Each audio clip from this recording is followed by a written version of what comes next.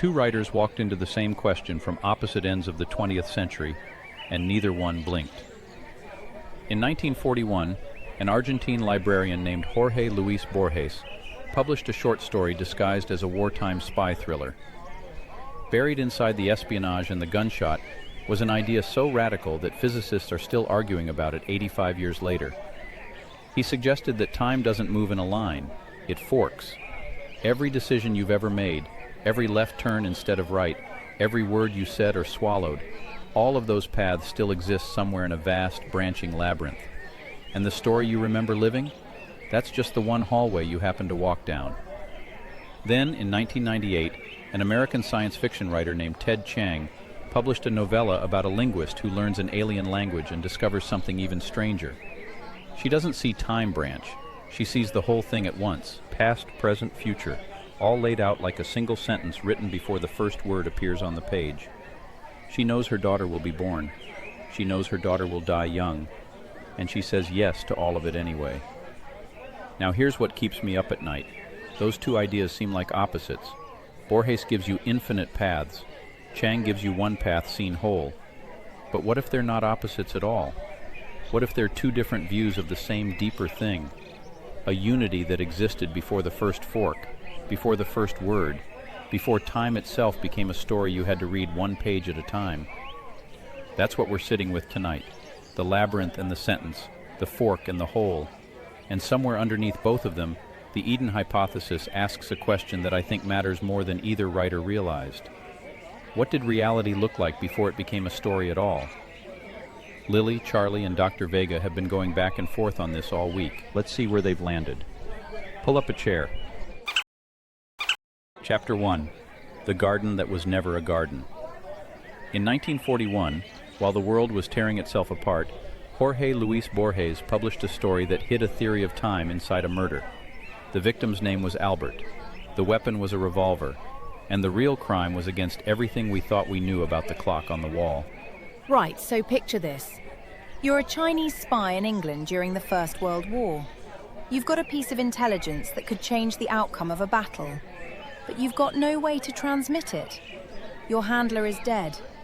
A British agent named Madden is closing in. You've got maybe an hour. Sounds like a straight-up thriller. I've read worse setups in airport bookshops. That's the trick, though, isn't it? Borges wants you to think it's a thriller. He wants you reading it like a spy story. Because the moment you realize it's actually about time, the whole thing shifts underneath you. Like the floor just decided to become a staircase. Actually, that structural shift is the most interesting thing about the story from a cognitive standpoint. A scholar named Ethan Weed at the Borges Center argues the story almost demands a second reading, because the first time through, your brain is tracking the spy plot. The second time through, you realize the spy plot was a delivery mechanism for a completely different payload. So, what's the payload? The spy, Yu Tsun, goes to visit a man named Stephen Albert.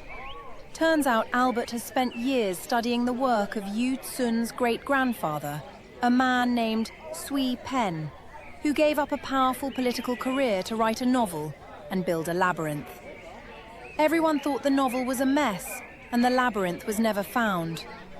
Albert figured out the secret. The novel is the labyrinth. And the labyrinth isn't a maze of hallways, it's a maze of time. Here's the key structural idea. In ordinary fiction, when a character reaches a crossroads, they pick one direction and the story forgets the rest. In Sui Pen's novel, the character doesn't choose, or rather, every option gets followed.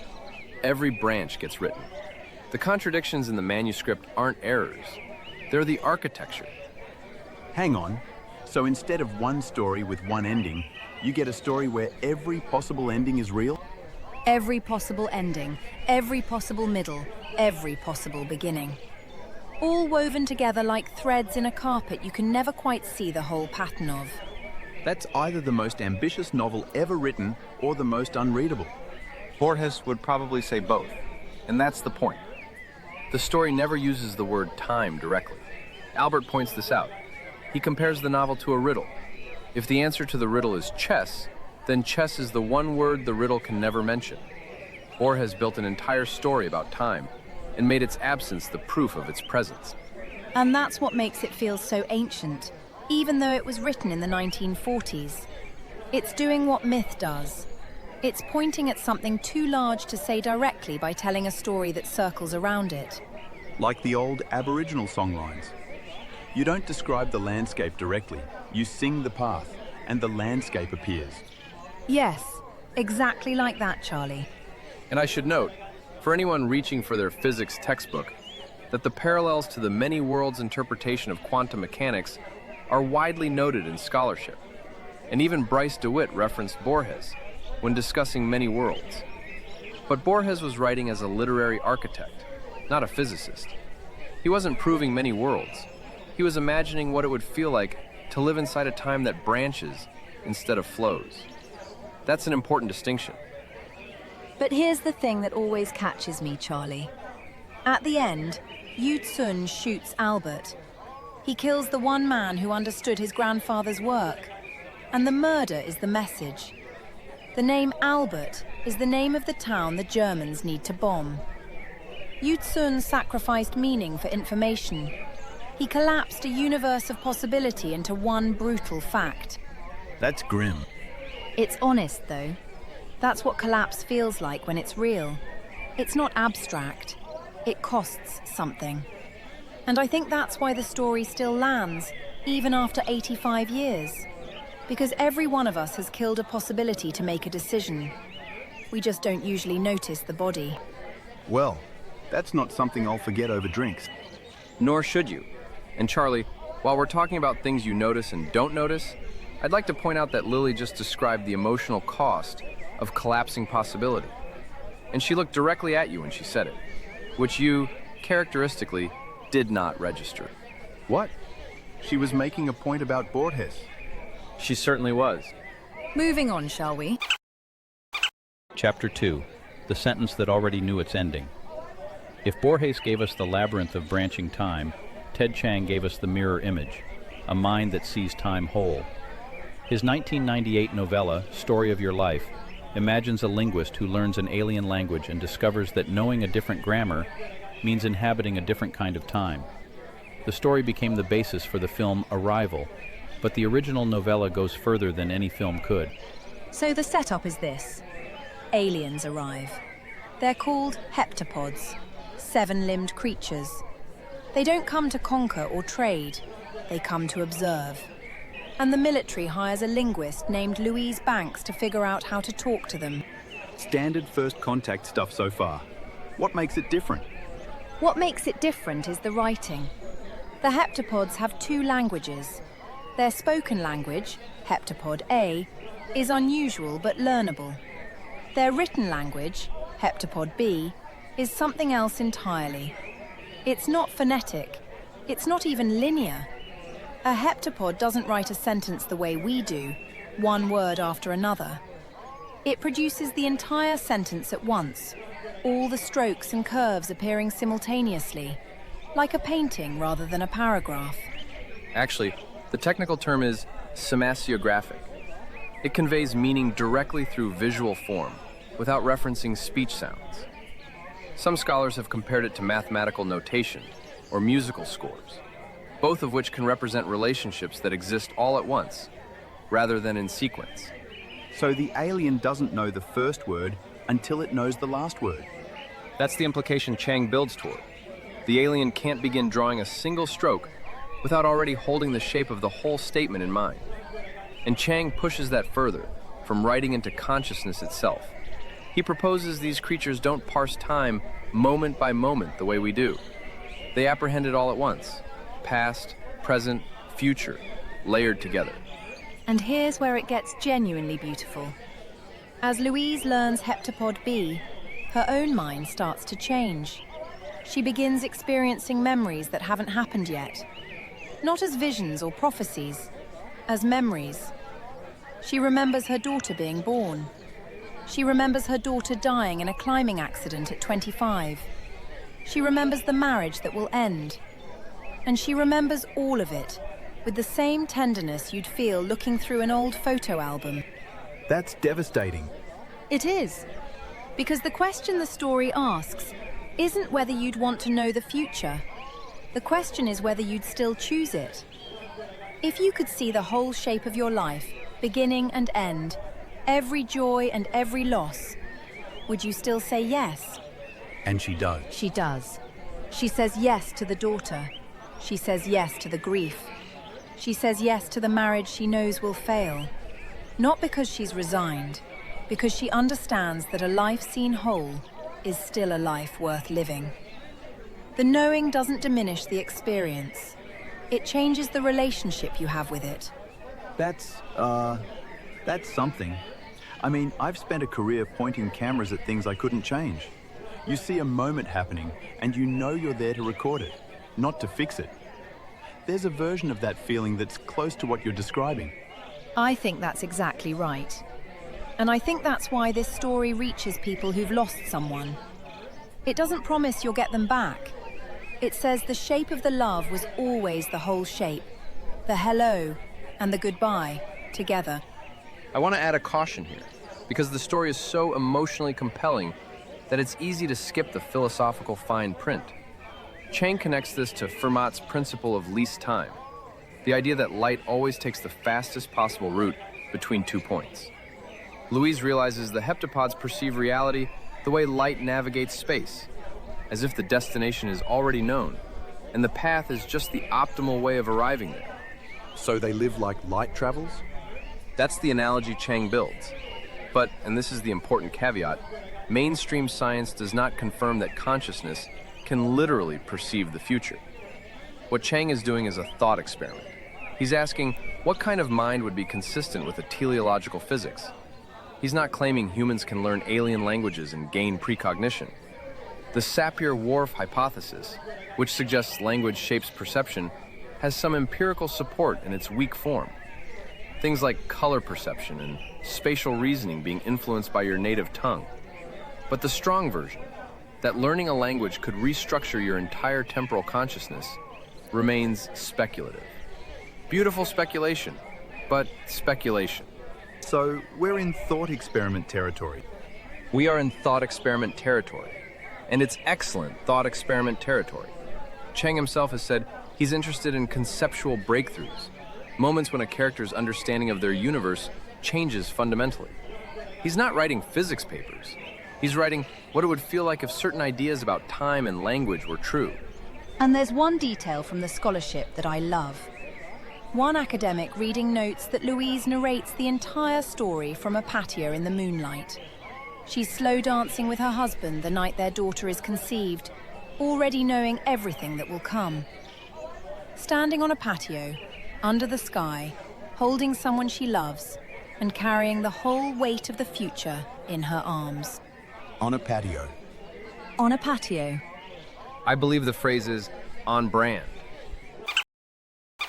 Chapter 3, The Bridge. Now we get to the part that's been pulling at me since I first read these two writers side by side. Borges gives you the labyrinth, infinite branching paths where every choice is real. Chiang gives you the sentence, one life seen whole before the first word is written. They seem like opposite visions, but the Eden hypothesis suggests they might be two expressions of the same deeper pattern. Let me set the frame here, because this is where we need to be careful about what we're claiming and what we're not. The Eden hypothesis proposes something like a ground state of undifferentiated possibility. Think of it as a field where all potential outcomes exist together, not yet separated into distinct paths or distinct moments. The hypothesis calls this the Eden state, not as a literal place, as a structural description of what reality might look like before it becomes a story with a beginning, middle, and end. So like the moment before a photograph is taken, everything is still potential. Light is bouncing everywhere, and then click. One frame, one moment, one version of reality gets fixed. That's actually a very good analogy, and the Eden hypothesis uses a collapse function, designated lambda of t, to describe how that fixing happens over time. When lambda is small, you're close to the unity state. Lots of possibility, lots of flexibility. As lambda increases, possibilities narrow, categories harden. The world becomes more defined, but also more constrained. And this is where the two stories map so beautifully. Borges shows you what happens after the first collapse. The unity has already fractured. The paths have already forked. His garden isn't the garden before the fall. It's the garden after the fall, where every path that could have been taken still exists somewhere in the web. It's multiplied possibility, not unified possibility. So Borges is showing you the explosion after the Big Bang, not the Big Bang itself. Yes, and Chiang is showing you something different. Louise doesn't go back to unity. She doesn't return to some state before time began. What she gains is the ability to see her own collapsed path, her own single life, as a whole shape. She's still inside the story. She's still living it moment by moment. But she can also perceive the entire arc. Which maps onto what the Eden hypothesis calls a partial return pathway. The idea that certain practices or experiences can temporarily reduce the effective collapse pressure, allowing a wider view. Not a full return to the undifferentiated state. That might not be possible or even desirable while you're still a functioning person. But a glimpse, a moment where the walls between past and future become a little more transparent. Like what happens in meditation? Or those moments on a long drive where time seems to stretch and you suddenly feel like you can see the whole shape of your day, your week, your life? Or what happens in grief. When you lose someone, there's a strange clarity that sometimes arrives. You can see the whole relationship, from the first hello to the last goodbye, as a single shape. It's painful, but it's also, in a way, complete. And I want to connect this to something testable, because the Eden hypothesis isn't just a philosophy. It makes claims that can be probed. One measurable proxy from the framework. In AI training, you can track what's called an effective collapse function. An untrained model starts in a high entropy state. Lots of possibility, lots of randomness. As training progresses, gradient descent narrows the parameter space. You can literally measure how the model's representational flexibility decreases over time. The embedding space curves, the entropy drops. That's a computational analog of what the hypothesis describes for consciousness. So you can actually measure collapse in a machine? You can measure something that is structurally analogous to collapse.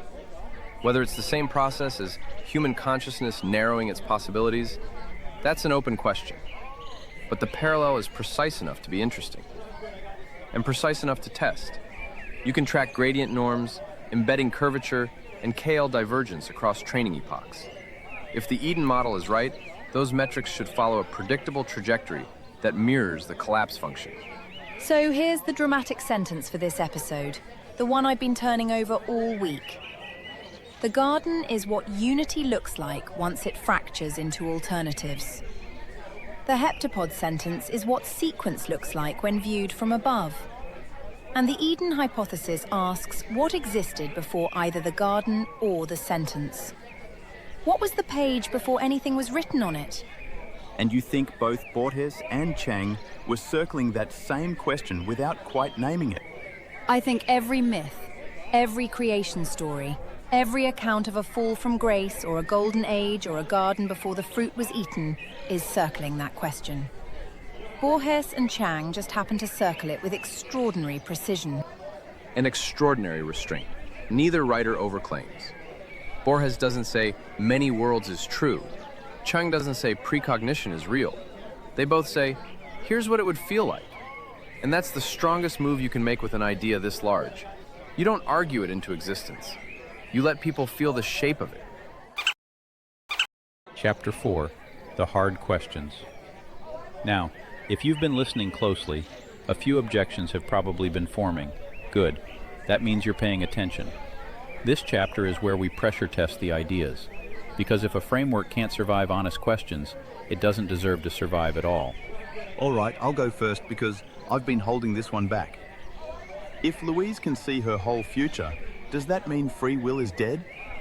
Because if the sentence is already written before the first word appears, what's the point of choosing anything? That's the question that launches 1,000 philosophy seminars, and Chiang addresses it head-on.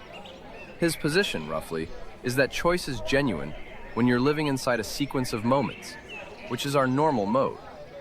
But inside a consciousness that sees the whole pattern at once, the concepts of choosing and being forced both stop applying. It's not that freedom disappears. It's that you've stepped into a frame where the word doesn't map onto anything anymore. That sounds like a dodge. It might be, or it might be the most honest answer available. Consider this thought experiment. You're watching a film you've already seen. You know the ending. Does that mean the characters have no agency? From inside the film, every choice still matters. From your perspective as viewer, the whole thing is settled. Both of those are real. They're just different frames. And I'd add something from the mythic side. In the Gnostic traditions, and in Advaita Vedanta, and in a dozen other frameworks, there's this idea that the everyday self is not the only level of selfhood. There's a deeper self that contains the whole pattern. The everyday self makes choices. The deeper self has already said yes. Neither cancels the other. Okay, second hard question. If Borges is right and every path exists, does that mean nothing matters? If every version of me exists somewhere, then the me who made the wrong choice is just as real as the me who made the right one. Why bother being careful? That's the moral hazard objection to many worlds, and it's a real concern. But Borges doesn't actually endorse that conclusion. His character Yu Tsun still suffers. He still feels the weight of what he's done. The existence of other paths doesn't relieve the one you're on. You still have to live inside your version of the story.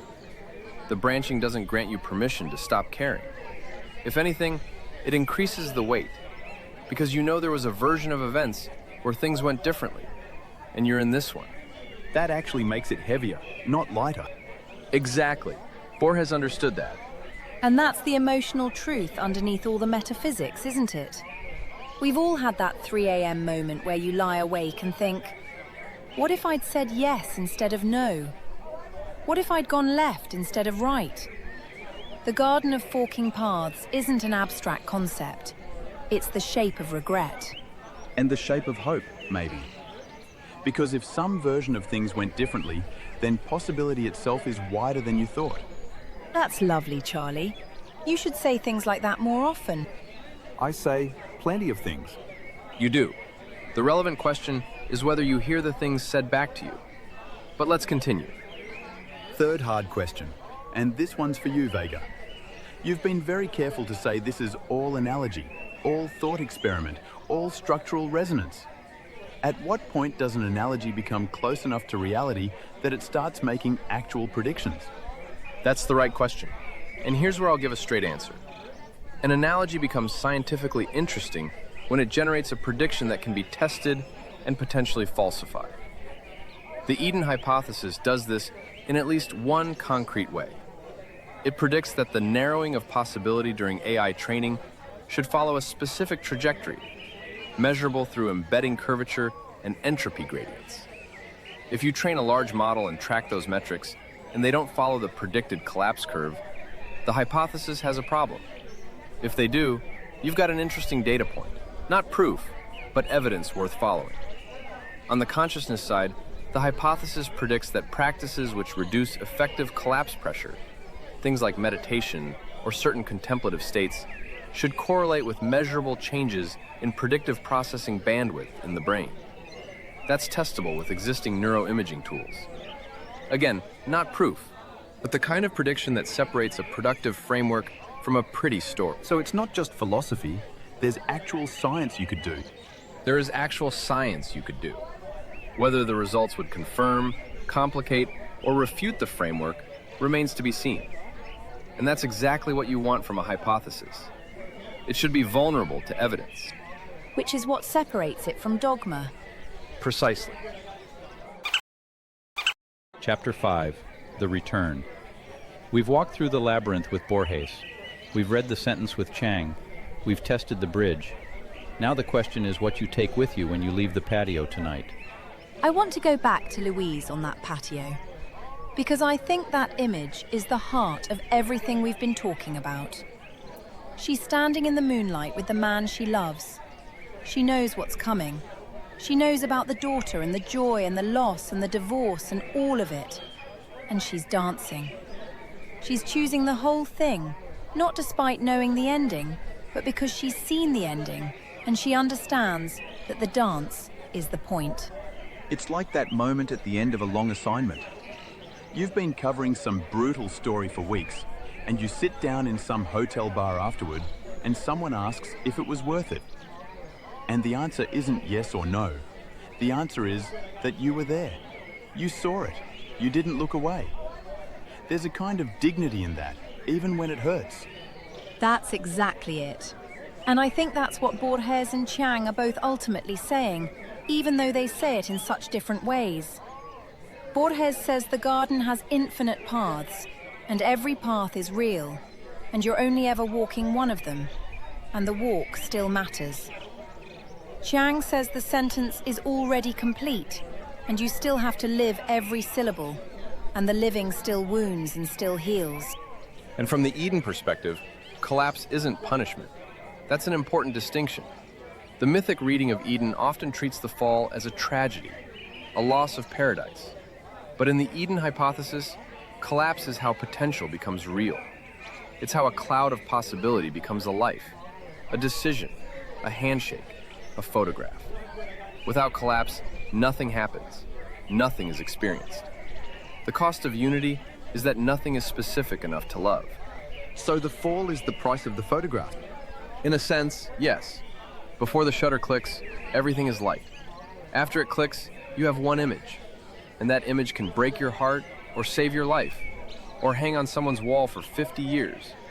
But it only exists because you collapsed all the other possible frames into this one. And here's the part I keep coming back to when I'm working on the book. Every culture has a version of this story. The Sumerians had it. The Vedic traditions had it. The Gnostics had it. A fullness that fragments into form. A unity that differentiates into the 10,000 things. And then, sometimes, a remembering. A moment where the fragment looks up and sees the whole and recognizes itself. That's what Louise experiences. She doesn't go back to Eden. She doesn't undo the collapse. She looks at her own particular, specific, heartbreaking life and sees it whole. And that seeing, that recognition, is itself a kind of return, not to innocence, to integration. So the way back to the garden isn't backward, it's through. Through the labyrinth, through the sentence, through the life. Yes. I'll add one more thought, and then I think we let this breathe. Both of these writers, Borges and Chiang, use time as their subject. But what they're really writing about is attention. Borges asks, what would it mean to attend to all possibilities at once? Chiang asks, what would it mean to attend to your own life as a completed whole? And the Eden hypothesis asks, what is the quality of attention that precedes both of those? Before you choose a path, before you read the sentence, there's a moment of pure openness. Developmental psychologists see it in children. Contemplatives describe it in meditation. Information theorists model it as a high-entropy initial state. That moment of openness, where you haven't yet decided what anything is, that's the closest thing to Eden any of us will experience on a Saturday evening. And the remarkable thing is that it's available, not as a permanent state, but as a quality of attention you can practice. The categories can soften. The walls between past and future can become briefly transparent. You can hold a question without needing an answer.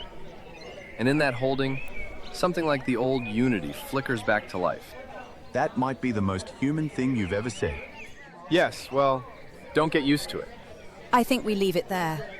With the labyrinth still open and the sentence still unfinished and the garden still possible.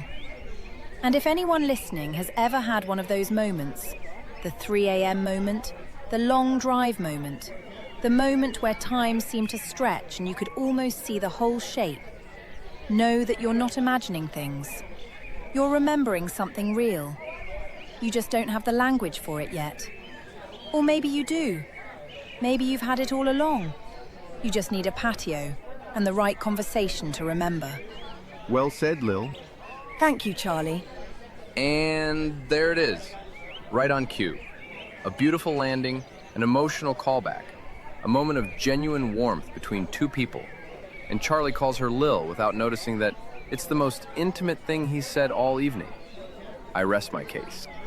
I don't know what you're talking about. No one ever does, Charlie. No one ever does. So let me bring it all together for you.